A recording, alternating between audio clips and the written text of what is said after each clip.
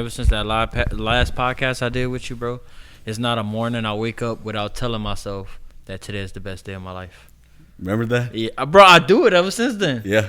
So when I wake up, like, you wake up before you move. You just up. You're like, okay, I'm up. This is where I'm at. This what's the day, what's the time. Before I get out of bed, I visualize everything I want in the day. And I also tell myself that this is the best day of your life. Today is the best day of your life. Fucking right. And then I spring out whenever I eventually do get out of bed. And then I feel like I can do anything, You know what I started doing? I started making my bed every morning.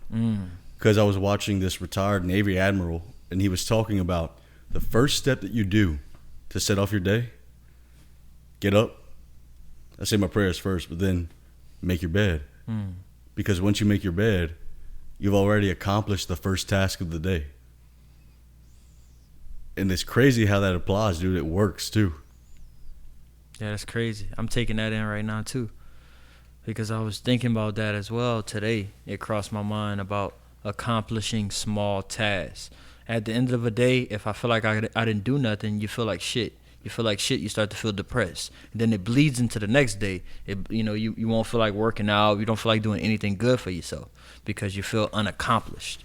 But to get up and just fix your bed and accomplish that, that's one check. So what's the next thing I got to do? You're like, oh, okay, one thing out the way. Yep. So, yeah, that's some real good psychological shit right there. And I think a lot of people don't look at that in terms of what you just said. If you don't accomplish anything during the day, yeah, you're gonna feel like shit. Like you really will feel like.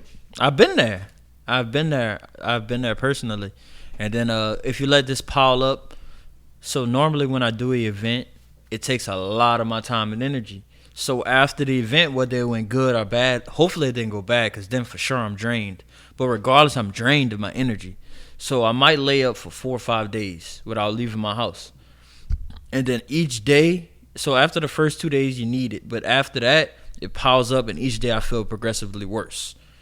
I'm like, man, I didn't wake up. I didn't leave the house. You know what I'm saying? So what would be something that goes wrong in terms of an event? Like something that you'd have to hop on and fix right then and there? At the event or? At the event. Okay, something that would go wrong would be you're mostly dealing with a lot of variables, dude. Something like that is a lot of variables. So I'd be surprised if something didn't go wrong. So something that could go wrong would be if you're booking an artist or a person of interest, which we always do. No matter what event it is, we are dealing with somebody of interest.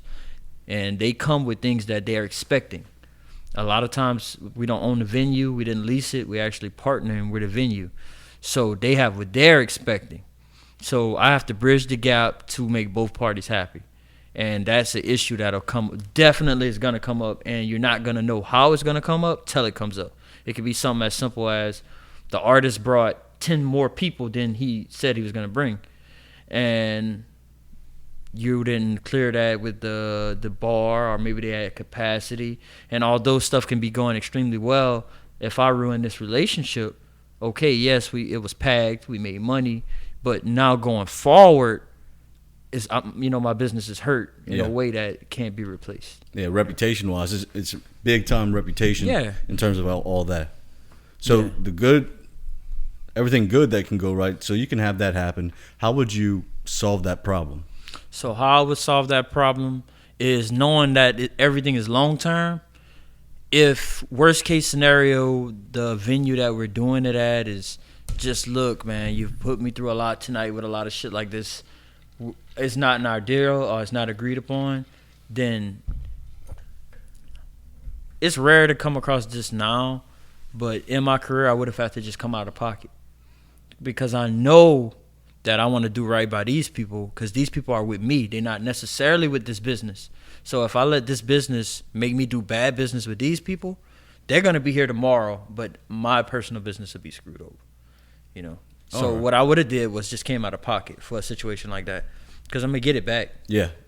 And I'll probably get it back from the business, but it's so chaotic right now. We don't have time to clear this up, but my people are at the door, so I'll go ahead and pay for it all. Now, have you had to run into problems with certain businesses that still don't want to do certain things because of COVID? I'm sure in California, that's something you have to put up with more than you have to put up with down here. No, not now.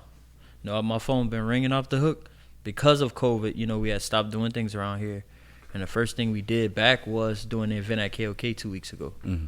But since it's such a lack of events here, and we got a nice fan base here, and it's good energy, and a lot of people we've worked with in the past, we've been here for 10 years, it's been a pull, because everybody owns businesses, and they're like, man, bring your business here, let's collaborate, and we just haven't been really taking no bookings, because it's time to open our own now, Yeah, and I'm sure everybody in California's had it up to here. Yeah, bro. So it's different, Like I said, in Cali, we do private events. Mm-hmm. So that way it's private. We don't go by the normal public rules. So it's more of a, like here, like if you're here, you know that you had to get a private invite, or you had to go through certain protocols to consider you private. That means we know you, Mm-hmm. And that way it's sexy, bro. And we're taking that and bringing it here for public events. So although it's public, we still want to have some screening process.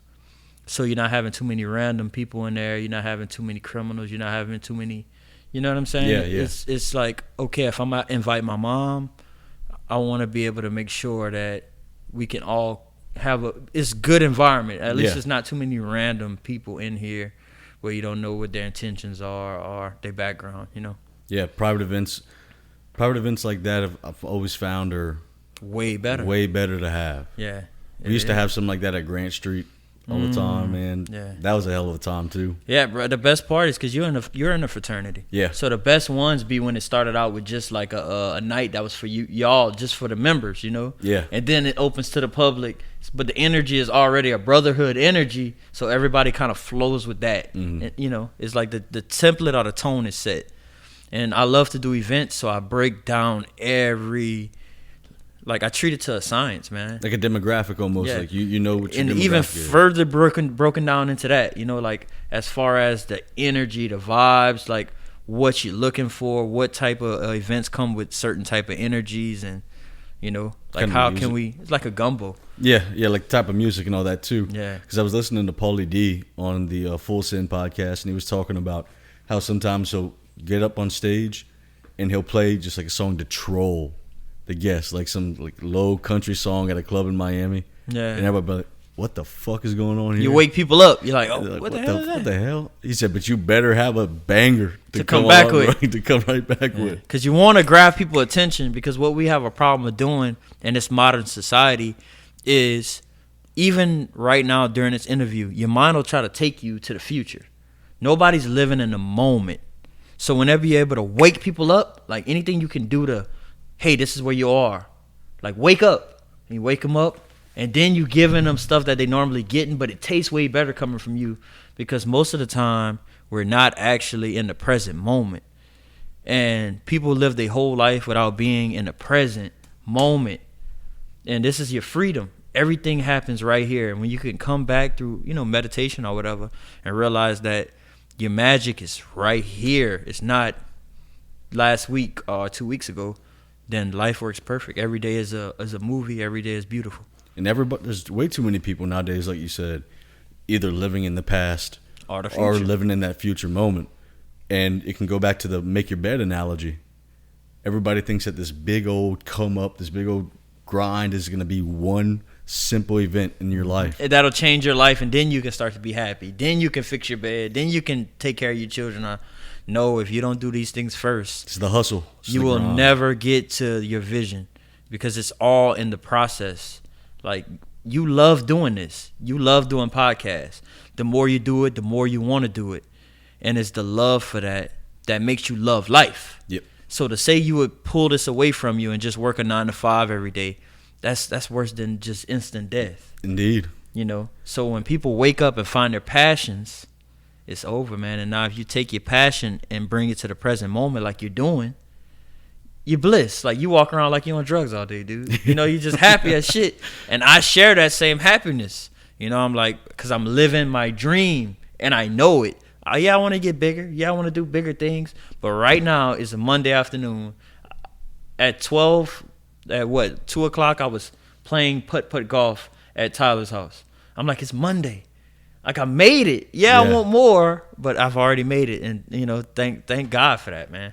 Yeah, you did well at putt. Yeah. You son of a gun. That's because I practice. I got a lot of time. If I'm not working, like I did the work to now on a day like this, I can chill. Not saying I ain't got bills like everybody else or the same things that people deal with, but I have more time to myself. That's it. Do you believe that people get comfortable being in a stagnant place in their life? I got a whole philosophy with things being stagnant. So if you go fishing, as a young kid, you had to realize this and it didn't make sense to you. You went fishing, you caught a couple fish. You put them in a bucket, right? It's only so long you can leave the fish in that bucket because the fish will die from lack of oxygen is what they tell you. Yeah. Okay, so is that water a lack of oxygen because it's stagnant, or is it stagnant because of lack of oxygen? I don't know. I couldn't tell you. But all I know is when you're stagnant, that equals death. So anything that is stagnant shall die. Let me explain that. A wave, the ocean, the water moves. Everything in life moves. The moment you start to begin to stay still, you begin to slowly die. When they put you on a stethoscope, I might be saying it wrong. Whenever you're dying, the little thing that go boop. Oh, EKG. EKG. There you go. Yeah. So when that thing replicates a wave, it replicates a wave. The moment it goes stagnant, you're no longer living. So life is a wave. You feel me? Life is a continuous motion of up and down to push you forward. The moment you stop moving, you turn. Okay, you ever ran across somebody that's just generally negative? You're like, man, the vibe of this person. Well, they lived in a stagnant world so long that it makes you negative. You become a dark hole. And dark holes eat light.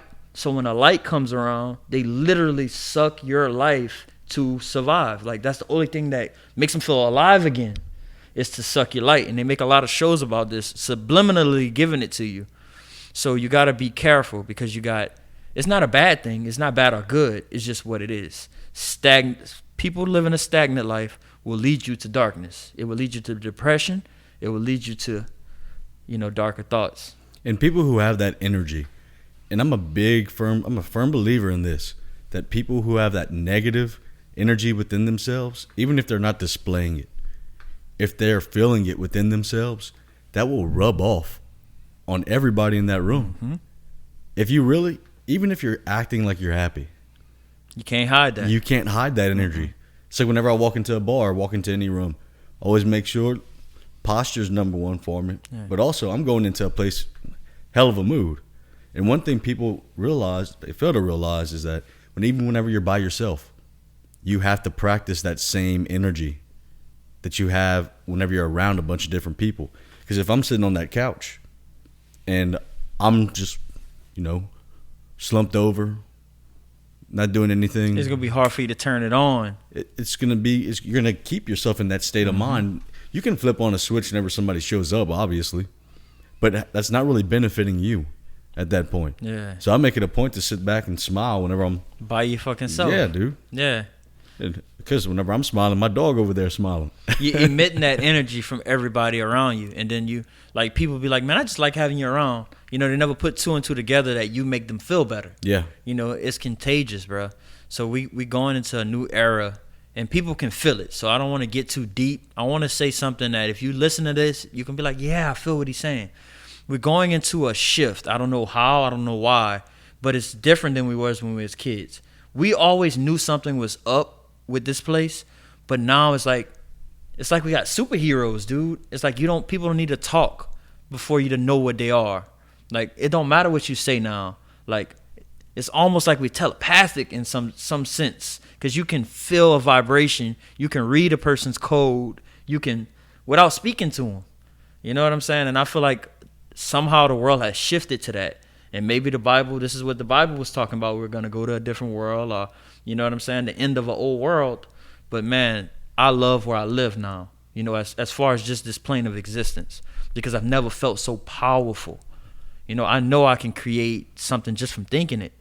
I know that nobody can stop me, no matter how the odds are, the stories they told you in the Bible. You know what I'm saying? You can have the whole world against you. But if God for you, nobody can stop you. But what I think people waking up to now is God is in here. Like, God is you. And God is love. And God wants you to be successful. And if God is for you, who can be against you? So moving with that and that energy, I know nobody can stop me. And it makes me smile, you know. Like, it makes me be humble. I don't need to trump myself over nobody. Nah, I'm going to slowly, humbly show up here and accomplish every goal and dream I've ever had, you know? Like, there's a big difference between being cocky and being confident too. Yeah. And people need to find that balance in today's age. And look, I think a lot of people nowadays, you're right, a lot of people are kind of coming into themselves and kind of waking up a little bit. And this is still Unwoken. Yeah. By the way, the #1 podcast in the world for young conservative media. That's a fact. My facts, of course. Late intro, but we love it. We love it. Whenever you have two people who wake up inside doing something, that same energy should rub off on you to see, all right, maybe you're not where you're at or where you want to be in life. Yeah. Maybe you're not there. But what can you do that's going to alter your state of mind and get you into that place? What do you like to do? What is it that makes you tick? Find your shtick. What is it? Putting the power. People we love to. I was raised Catholic. And I'm confirmed in the Catholic Church. Mm-hmm. So you had to live with that Bible. And as coming to my own and just taking all my knowledge and being grateful with that foundation that I have, because you need that foundation. It's good to have a foundation like that to go forward. But I realize a lot of people, we take and we put the responsibility on the religion. Your life is for you and it's in your hands. So if you never take the step, God will always help you, but you actually have to take the step. You got to have the faith, and I feel like a lot of people is just, like going with the flow, And that's another big thing. I tell people all the time, they say, let God take control and do this. I'm like, well, no, God's there to guide you. Yeah. The Bible's a guide for you to live by. God will be by your side, but he's not going to do all the work for you. You got to live your life, man. You got to put forth the work, and you got to do the work. That's what faith means. I mean, you got to jump and expect to be caught. Take that jump. That's a quote I had in the yearbook, man, my senior year. So my buddy was valedictorian, never got a B until maybe junior year in chemistry, I think. Yeah. Well, he had this quote saying, if you can believe and achieve. Isn't that a long quote? Yeah. You have underneath Scott Davis. Sometimes you got to quit dipping your foot in the pool and dive the hell in. And you do that, you're going to win. So with me, I'll share a personal story. It's been times where investing in my company, I've used my rent. And I'm like, okay, I'm cocky now, God. I know all I got to do is have the faith. Well, I've done that and lost all of my money. Lost every cent of it. So now do you still have that faith? And my faith was tested, and of course I didn't. I'm like, what the hell? Like I'm having real conversations with God, like nobody talking back, but I'm like, hey man, I have faith. I used my rent money and I lost all my money. But it doesn't mean like it was over, which it wasn't. It was a test. Your faith was tested. Are you still faithful? I'm still here today. Somehow my rent got paid. This shit was like 5 years ago. But you're going to be tested behind your dreams. And you got to have a mentality, I'm in it for life.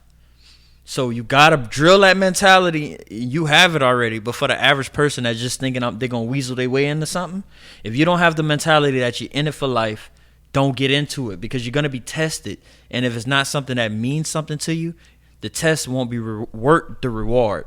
But you're going to be tested. And you'll give up if it's not worth it to you. If it's not worth it to you, you're going to give up. So if you're just doing something for money, you can shut that down, See, I was raised Catholic church too. Yeah.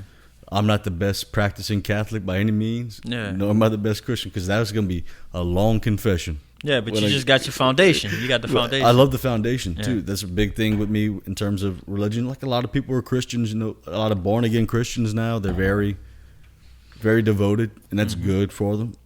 See, me personally, I like the structure in the old school ways of the Catholic Church. Mm-hmm. Not to mention our mass is only 45 minutes. Yeah.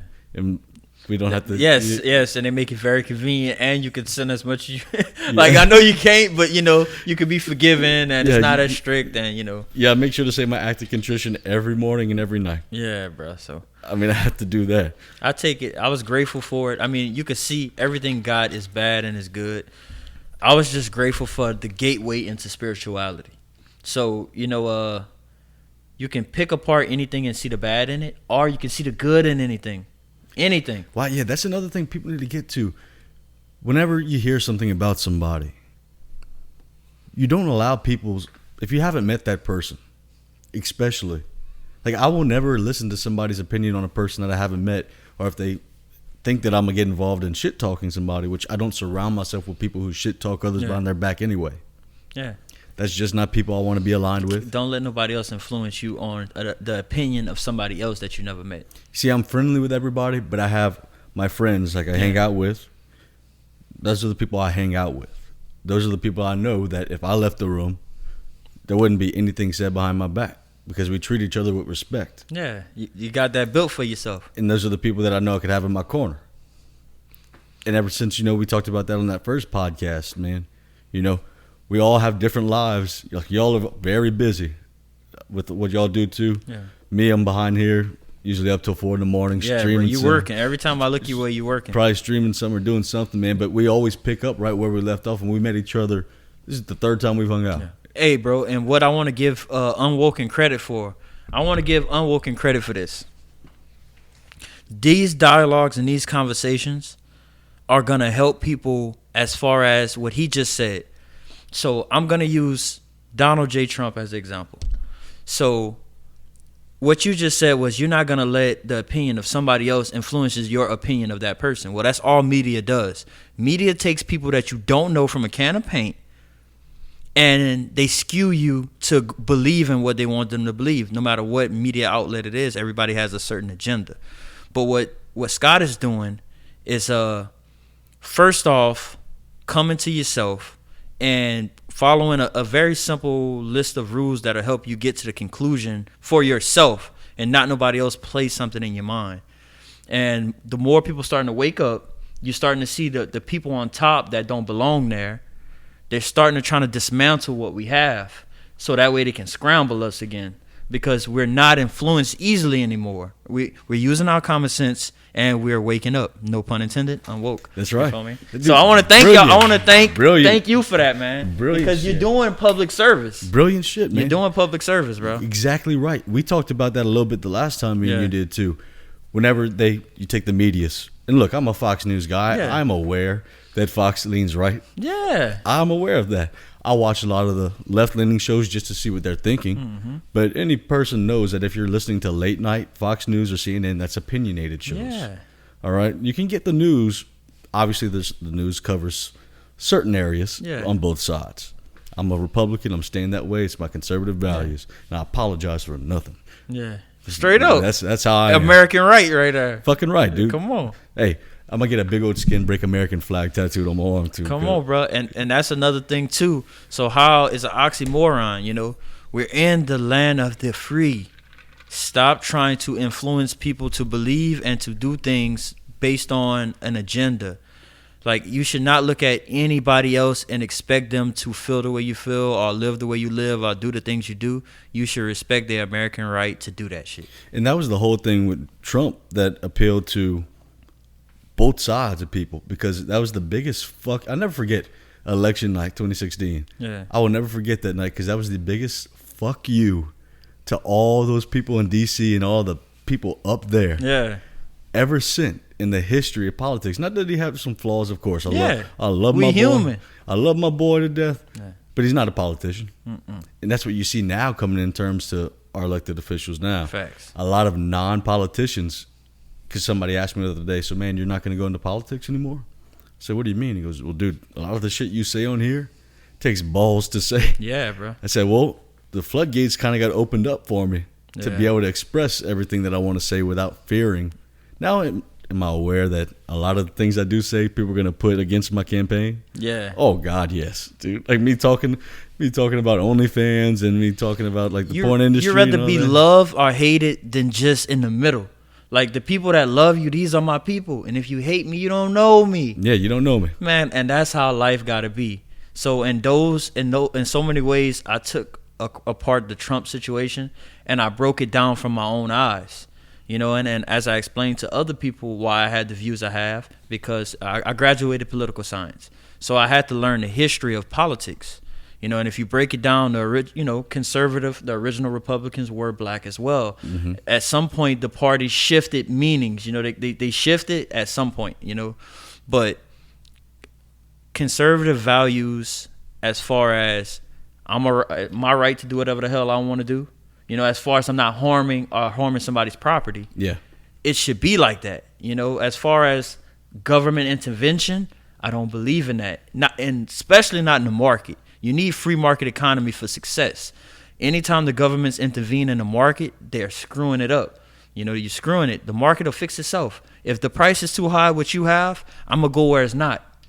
That's how it's supposed to work. You're not supposed to put things where people have to get certain things from certain people, and just the handouts that they give in so many areas. They do it in a lot of areas. For crawfish, for example, like in some areas you can see where it makes sense, but they take the areas that do make sense to do whatever the hell they want. Once you give them the power, they'll do what they want with it. But I don't like government intervention in the market, and I don't like government intervention in people's lives. Speaking of the market, what is your opinion on NFTs?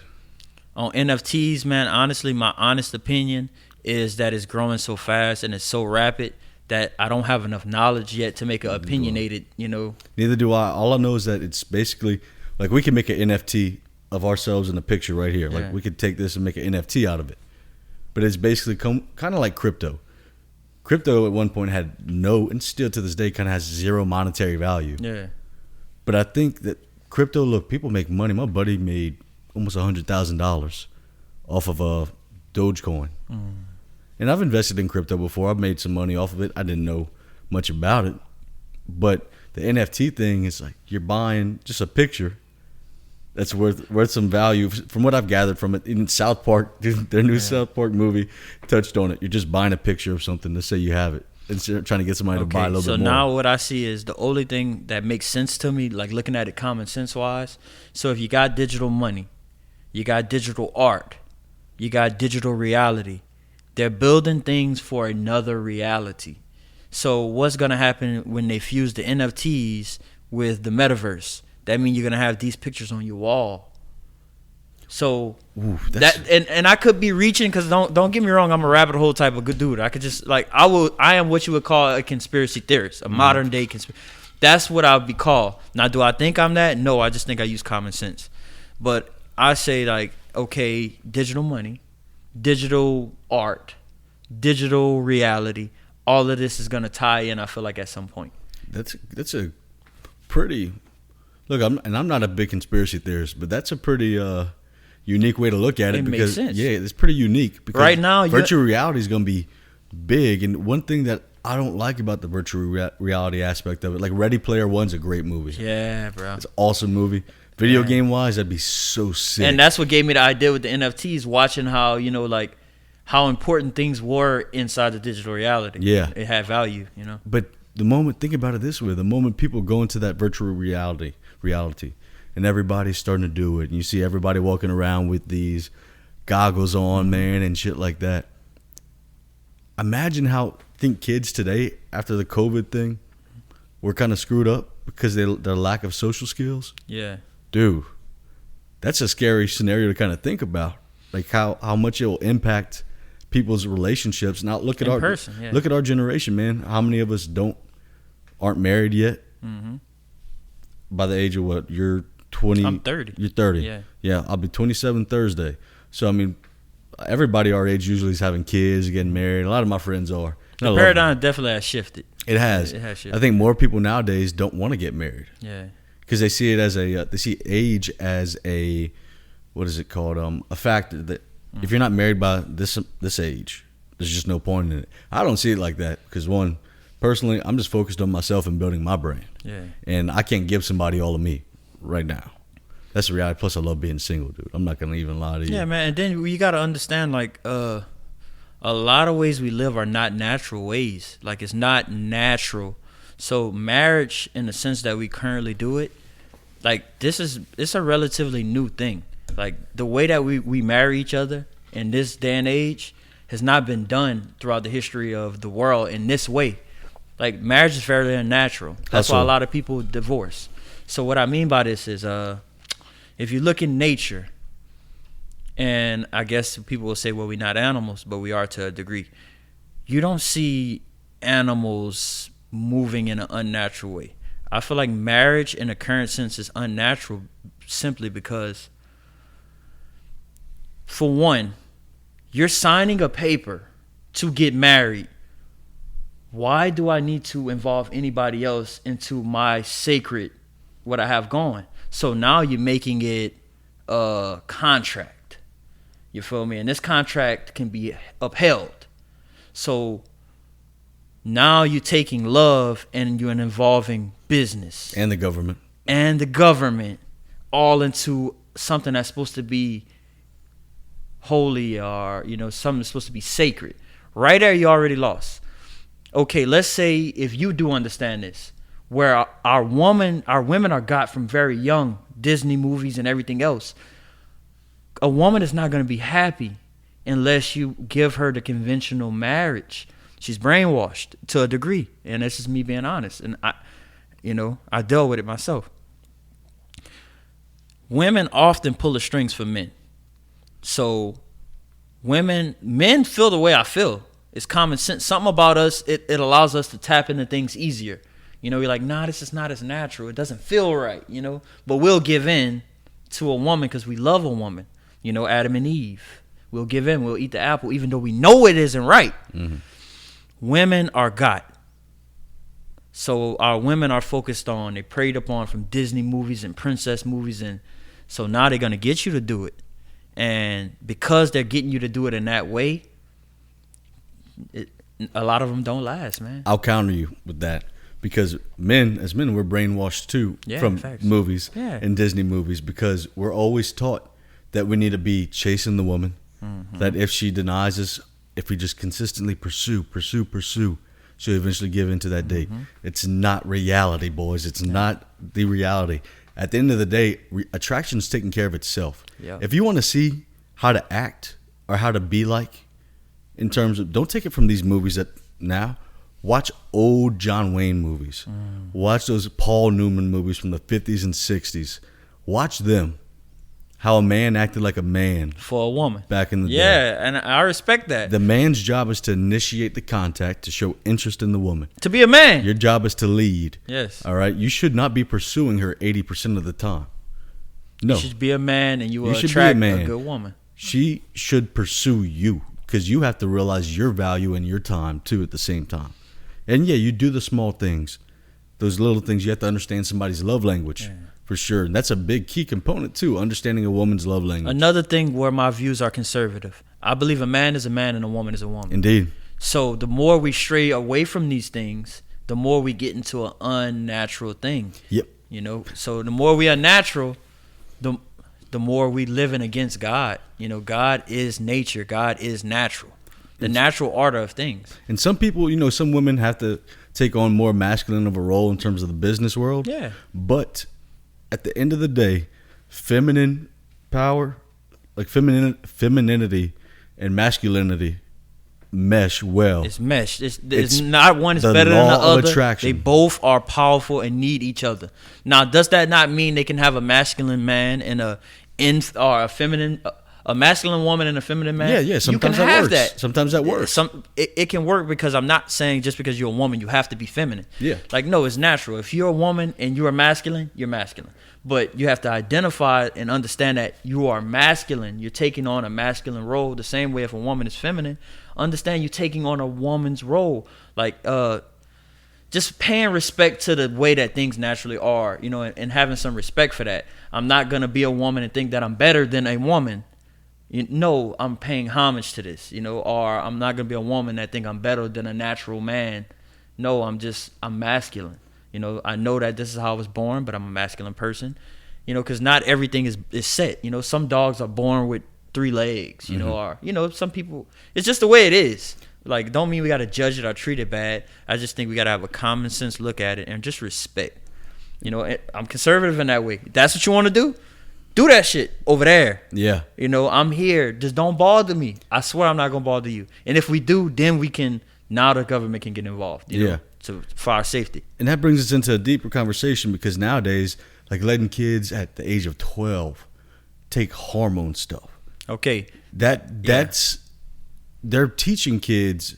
Now, I saw somebody because like I said, I try to watch people who think differently than me. Yeah. Just to see what they're thinking. Yeah, take them in. You got to. That's the way. So one of the questions that Piers Morgan, say what you want about him, he asked some tough questions to people. And he had this lady on who has their whole house. She is married to 2 men who dress like women. They all identify as non-binary, whatever the fuck that is. Yeah. And their children, even though one's a girl, the other one's a girl, they let them pick their gender. So he's like, well, how are you giving them any foundation? Well, I'm going to call her she because she's a woman. Yeah. She said, well, what if we just don't teach them the difference between a man and a woman and let them make those own assumptions for themselves? I'm sitting here and I'm thinking to myself, okay, so this is long-term thinking. That's how societies fall, because you switch up these gender roles and you teach a man how not to be a man and a woman how not to be a woman. You don't procreate. At some point, we're going to wake up. We're going to wake the hell up and we're going to be like, who is in charge? And that could be like 5,000 years from now, but I mean, still. It's starting to look like the devil himself is in charge. It does look like that in a lot of ways. It make you wonder, because you like, yo, if you just sit back and look, and it's like, if you look back, man, you can kind of trace it through history. It's been a steady progress to where we are now. You know, and now it's like, you're going to take this, you're going to take this donut shop or else. You know, and it's like, this just didn't happen overnight. No, they slowly, inch by inch, took away things from us, made us okay with things that we knew were not okay. But it's a slow process that they worked on us over the years. And they want us to be arguing, because one of the things that the government will hate is if everybody gets along. Together. You know what happened when everybody comes together? And this is just through history. It's not a thread. It's not nothing else. When everybody comes together throughout, let's just say, Europe's history, they cut the king head off. Yep. They come together and was like, you're taxing us on top of taxing us, and you're being a tyrant? We come and cut your head off. So because of that fear and how many times it's happened, like the ruling class has just gotten better. So now they make us cut each other's heads off. You know, they like, look, we give them 2 choices. I'm not a kid. Don't give me 2 choices. We have 2 choices a lot of times with things. And that means that both choices are theirs. No, it's never 2 choices. You know what I'm saying? If somebody's offering you 2 choices, you turn them both down, because you're being swindled. There's both sides. There's both sides that are guilty of it, because one, I look at things from not only the gender thing, but like me and you talked about the last time, we talked about the race aspect and how I believe it's more divided than ever because we're allowing it to be divided. And it's the people we're being preyed upon. It's the people on the left who are literally dividing us up, because I see in California, I look at California school district and how they're taking white kids, black kids, and Latino kids and separating them into 3 different classrooms. Nah, it's crazy, man. California is one of the most racist areas. People would think it's the land of the free, but I'm there often and I speak on this. That'd be the only place where I wouldn't get served. I've not been let in restaurants for, looking how I look in California. I've not been let into Asian restaurants for looking how I look in California. And I'm talking about, I made the reservation. They're like, yeah, 30 minutes. And we sitting in the car, we smoking. It's California. It's been 2 hours. And this has happened to me over 5 times. And, and we know it now. We know it's a thing. And it's just, it's a guise. But some of the most racist areas are liberal places, man. And once again, I'm a political scientist. And this is things people need to search for themselves. But after slavery, the liberals, the current people that you would call liberals who weren't liberals at the time, voted to eradicate Africans and send them back to Africa. They was like, look, we don't know what to do with them. We don't want to be amongst them. Let's just get them the hell out of here. And a lot of these places, these liberal places, are still like that. Around here, we're a melting pot. What a lot of people don't know is before Louisiana Purchase was bought, you had French settlers here who did marry black people, families. They traded daughters, They traded daughters with the natives and its people in this area. It was a melting pot before the English, before it was sold. Napoleon sold Louisiana Purchase. It was here. New Orleans was already here, and it was a big trading port. If you go to New Orleans right now, across from H&M, you will see a settler and you will see a native, and they hanging out with each other. Now, if you trace back and let's say you look at any second line or any Mardi Gras in New Orleans, you see black people, which you would consider a black person, but they're in Indian head gown and dress. That's because the meaning, their identity was stolen from them. What a lot of people don't know is this place is older than what people know. America is very, very old. It's been a trade route forever.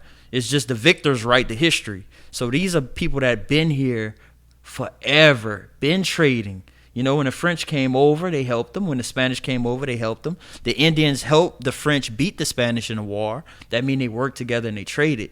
What we lost sight of is what's an Indian. An Indian is from India. So you're just giving name to the indigenous people.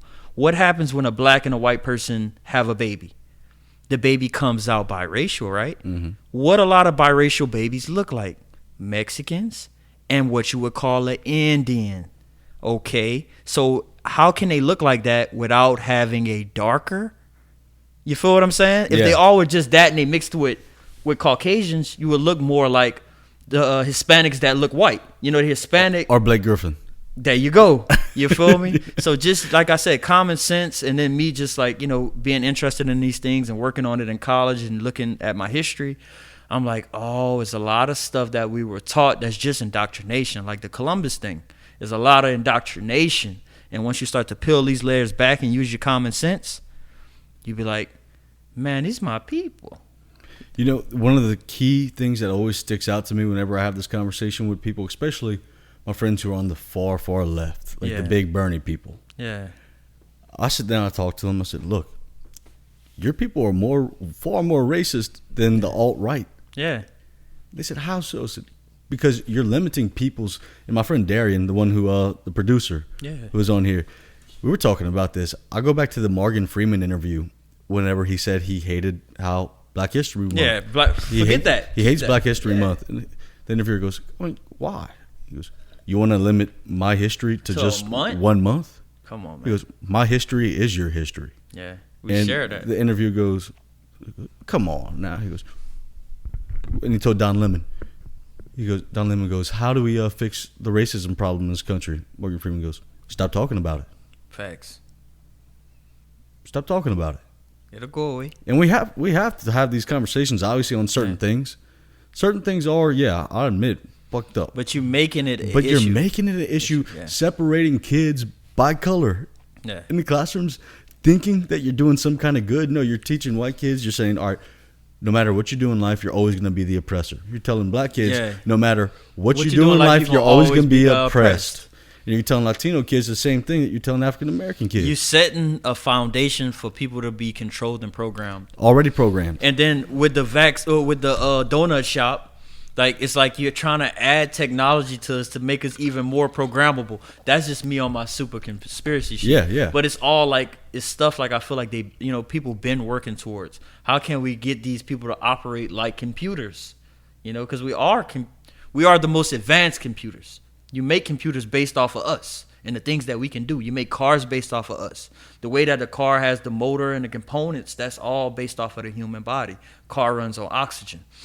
You got the blood, that's the oil, You feel me? You can break everything down to who we are. And the more that we look at ourselves, you realize that we are the most complex thing. You cannot recreate us. And that's what scientists are trying to do. They're in labs, cloning people. You're doing super unnatural things in defiance of the universal God, which is inside of us. That's my opinion. All right, so we did this on the show a few shows ago. Political compass test. And you had brought up earlier, the virtual reality thing. But I challenge you and I tell you that it can work easily. I don't think that it should, but it's going to work. You know why? Right now, you are in your body. Can you see yourself? Can you look at yourself right now? Or you can maybe look at your hands. You can look at me. You can see me. You already are participating in some form of virtual reality because we can't see ourselves. You feel what I'm saying? Like, you're in a body. You don't know how the hell you got here, right? And when you leave this body. You don't know where you're going. What about deja vu?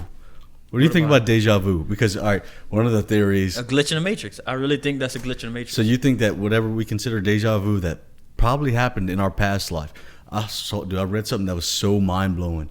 It said, what if the reason we're crying whenever we come out the womb as a baby is because we realize everything that we're leaving behind in our past life. And the moment we see the new light, it erases our memory and we start new. Damn, that's crazy. That's a crazy way to look at that. Yeah. Because I definitely feel like life is eternal. You don't, when you die, you graduate. Like reincarnation kind of in a way? I'm somewhere stuck with that. I feel like hell is reincarnation. So like, if it was just my own personal opinion, at this moment, which should change tomorrow, I'm being honest with myself. But right now, I feel like hell is reincarnation. You're coming back to earth. Yeah, if you don't come here and look at yourself and elevate, hell will be you coming back. Ascended masters would be you came here, you elevated, and now you shall elevate. You shall become an angel. You shall become an ascended master. You shall go to the next realm of existence, because they do have another one. And if you're not able to go here, then you restart. Hot damn. That's how I feel. That's pretty interesting, man. Yeah. That's pretty interesting thoughts. That's how I feel. That's like some high thoughts right there, man. Oh man, and I definitely partake in that, and that's what brings me to a lot of this, is just sitting down with a good, clear head of common sense. I base everything off of common sense, and then I go forward. That's interesting. That really is an interesting concept. I watch people make light bulbs come on from magnets. You can watch this on TikTok. Mm-hmm. I know you've seen these videos. If some dude at his house can sit down and turn lights on with magnets, they wasn't doing this in Egypt. You mean to tell me they didn't have electricity? They can do all these magic things and build all these structures, but they couldn't find a way to make magnets make electricity? Nah, I believe they had it. And I believe we could have free energy, but the system we live in is being ran by, I don't want to call it what you would call the devil, but it is, there you go. I believe it's ran by something like the devil. That's very dark. That's deep, man. That's deep. And you are the Christ figure. Like, so if you look at Christ ran with thieves, sluts, killers. He didn't run with the cops. He didn't run with the government. That's who killed him. He was telling you that don't judge people. Look who around me. All right, now let's look where we at modern times. Let's look at modern times. Let's look at just the government. It's the same feeling. Jesus would be somebody that came out the streets. Or you think Jesus would be in government? I don't think Jesus would be in government. No, he would be somebody like me or you, like an honest, innocent soul, that would be frowned down upon from saying the things that he would start to say, and he would be killed again. Do you believe that? If he start to free people start to love each other. Like, imagine the most racist people or the most leftist people or the most rightist people, and just started like, yeah, I know what you're saying is true, but now I just love my family. I love these people. I love that. And people started, just an uproar of love, and it was being caused by a person. You don't believe that person would be considered a threat? It's happened before. Oh, absolutely, they'd be considered a threat. They'd be killed. So if we can honestly all say that, then why can't we honestly look at ourselves and say we live in Babylon? You are that every time you can consent or follow a rule or a law constructed in this society, you are feeding the beast. You're in the belly of the beast, and we gotta realize where we at. Because when you realize where you at, you're gonna start to look at everything different, and that's what make me see you as my brother. That's what make me not hate somebody that got different views, whether it's, I don't care where it's at. Because I'm like, man, I got a picture in my house where I'm painted as Jesus. I see the creator in my likeness. That's how you're supposed to. And I'm like, man, if I really was Jesus, would Jesus hate somebody for being racist? Would he hate somebody? He wouldn't hate you no matter what he did. He didn't hate the people that killed him. So I'm like, if I could be half as strong as him, I cannot hate nobody. And understand them. Because everybody cries, whether you're an evil motherfucker or not. You cry, you got feelings, you got children. So that means you got love in you, So find the love in people and understand that everybody got different views, circumstances, and the shit that they came into this world to. Have empathy for them. And then that's it, bro. We free. Just a little empathy. But the way it's set up is no empathy. It's none. Your mom was a crackhead. Your daddy was a crackhead. You were born in the ghetto. Commit a crime. We got a place for you. That's not a God, man. That's Babylon. And they tell it that, they tell us that's where we at. If you read any any religious text, they tell you that you are in Babylon, but you can free yourself at any time. At any time you have the power, and they can't do nothing about it because you are God, So not all the armies in the world could hurt you, See, I believe in a merciful God. Yeah. Even though the Book of Revelations is very very vengeful. Yeah. Not vengeful, but a merciless God is what it kind of describes in the text. I don't view my God as that. I view my God as a merciful God. But, religion, and like I said, I'm not the best practicing Catholic or Christian. Yeah. I believe that whenever we die, we go up there, we get asked one simple question. Do you believe that you were a good person?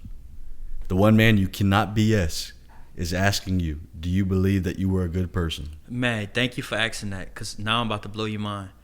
What's one person you cannot finesse that is living right now? Oh, my mom. You cannot finesse yourself. You are God. God is the only person that can judge me. You can only judge yourself. You are God. You feel what I'm saying? You are the only person that knows what you're saying is true or not. God. You're the only person that can judge yourself. God. You feel what I'm saying? These are the concepts that I juggle with every day. Because when I do something wrong, I judge myself. Oh, shit. You feel shitty.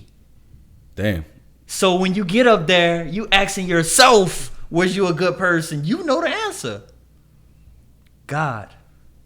We just look at God different, and that's brainwashing. God is right in front of us. That's pretty deep, bro. Nah, God right in front of us, bro. That's deep. Yeah. Before you blow my mind anymore, I'm going to blow your mind. Talk to me. Let's get it. And thank you again. Thank you again for bringing me cheers, bro. I'm glad I'm here. Dude, that's on Monday afternoon. That's a freaking whoo. That's deep, man. I juggle with it, man. I juggle with it. So what I'm going to have you do here, all right, I've already taken one of these. It's called a political compass test. So what it's going to do is it's going to give you 9 questions, all right? Oh, I was researching this too. What's the number one most watched porn? Whenever I did my last Then it was like, damn, it's probably some fucking crazy bestiality shit. No, it's not. All right. Oh, it's actually 16 questions. All right. So I'm going to read these 16 questions to you, and it's going to give you 2 to 4 choices. All right. And you can start. You can start from 1. I'll answer it. We answer as I go. I already know your answer to this. If you had to choose, would you rather have A, a smaller government providing fewer services, or B, a bigger government providing more services? Smaller for sure. All right. Which of the following statements comes closest to your view? A, America's openness to people from all over the world is essential to who we are as a nation.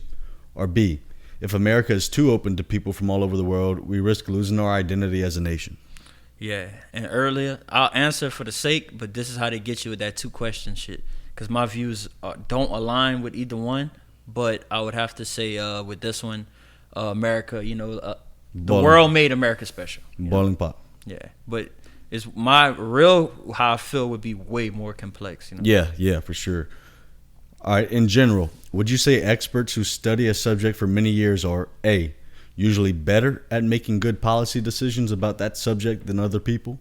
B, usually worse at making good policy decisions about that subject than other people? Or C, neither better nor worse at making good policy decisions about that subject than other people? C, for sure. All right. Thinking about increased trade of goods and services between the U.S. and other nations in recent decades, would you say that the U.S. has A, gained more than it has lost because of increased trade has helped lower prices and increased competitiveness in some U.S. businesses? Or B, lost more than it has gained because increased trade has cost jobs in manufacturing and other industries and lowered wages for some U.S. workers? B. All right. How much more, if anything, needs to be done to ensure equal rights for all Americans regardless of their racial or ethnic backgrounds? A, a lot. B, a little. C, nothing at all. Complicated again, but I would lean more towards nothing at all. You keep government up out of that. Which of the following statements comes closest to your view? A, business corporations make too much profit. Or B, most corporations make a fair and reasonable amount of profit. That's a hard one too, because you make the profit that you deserve. So you'd probably lean more towards B. Yeah. All right. How much, if at all, would it bother you to regularly hear people speak a language other than English in public places in your community? It bothered me none. None at all. I'd actually love it so I can learn more languages. All right. On a scale of 0 to 100, where 0 means you feel as cold and negative as possible, and 100 means you feel as warm and positive as possible, how do you feel toward Democrats? 100. My mom a Democrat. Positive? Yeah. And Republicans? 100. Interesting. Which of these statements best describes your opinion about the United States? A, the U.S. stands above all other countries in the world. B, the U.S. is one of the greatest countries in the world, along with some others. Or C, there are other countries that are better than the U.S. Probably better than all. All right. How much of a problem, if any, would you say each of the following are in the country today? People being too easily offended by things others say. Yes. Major problem. Hell yeah. Oh, but what are the other ones though? Minor problem or not a problem? Oh, a huge problem. Huge. People saying things that are very offensive to others. A, major problem. B, minor problem. C, not a problem. It's not a problem, bro. First Amendment. Which comes closer to your view of candidates for a political office, even if neither is exactly right? I usually feel like A, there's at least one candidate who shares most of my views, or B, none of the candidates represent my views well. B. In general, how much do white people benefit from advantages in society that black people do not have? A, a great deal. B, a fair amount.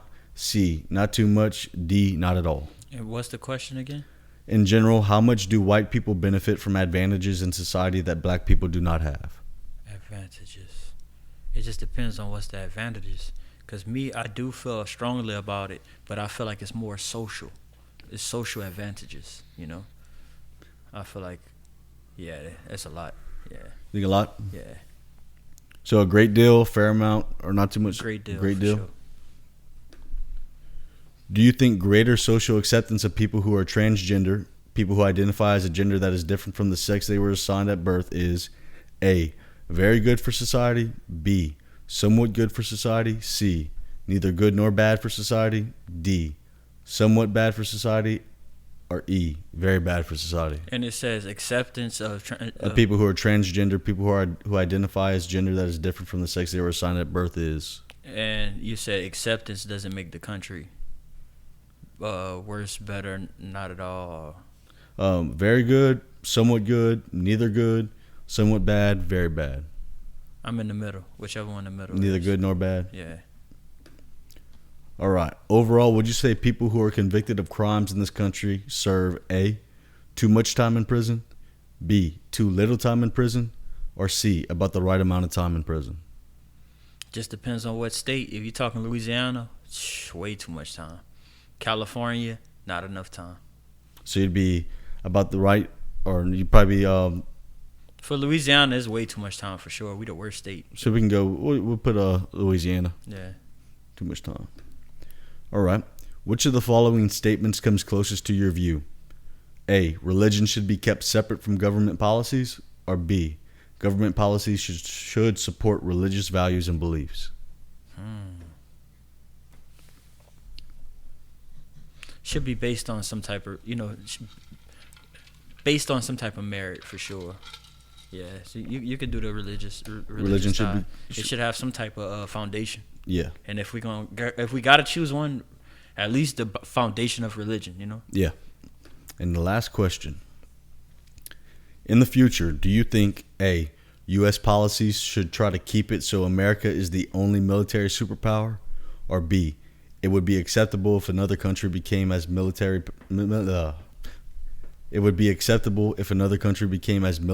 powerful as the U.S.? Okay, currently the way that the U.S. is ran, they need to have the most powerful. I can understand if we started fresh maybe, but at this it's competitive, and it seems like no matter, even if we have allies, they're not our friends. If you watch history, so you want to make sure you have the strongest military, because you don't have friends. I think your results are gonna be very, very interesting, dude. It's gonna probably have me somewhere in the middle. So let's see where a libertarian or something like that. All right. So it says your best fit is ambivalent right, along with 12% of the public. So